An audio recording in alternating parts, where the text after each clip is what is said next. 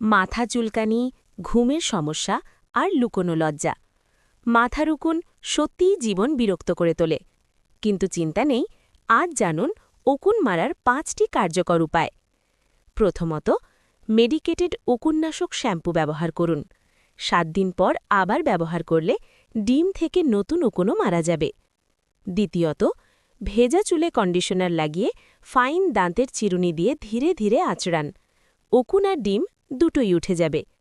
তৃতীয়ত, নারকেল তেলের সঙ্গে নিম তেল বা টি ট্রি অয়েল মিশিয়ে মাথায় ম্যাসাজ করুন।